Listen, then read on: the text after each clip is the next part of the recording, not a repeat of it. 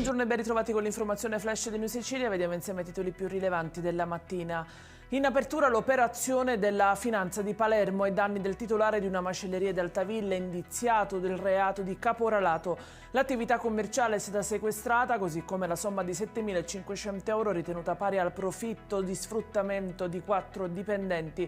I lavoratori erano in nero, venivano sottopagati e non avevano nemmeno giorni di riposo.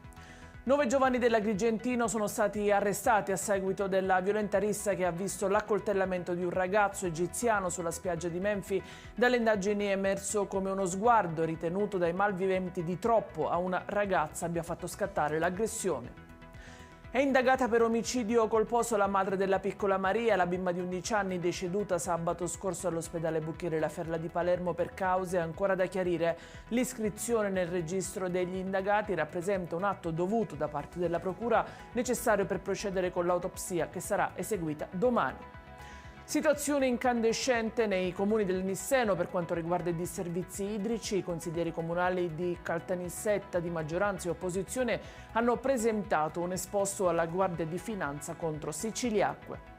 È in chiusura un incidente con vittima un bambino di 8 anni, adesso ricoverato in prognosi riservata all'ospedale Santeria di Caltanissetta. Il piccolo avrebbe perso il controllo della bici sulla quale si trovava a causa di una brusca frenata, finendo con violenza contro il manubrio che gli avrebbe perforato l'addome. Ed è tutto per questa edizione. Io vi ricordo come sempre che i dettagli su queste notizie e molte altre li trovate sul nostro sito e sui nostri canali social. Grazie per averci seguito e a più tardi.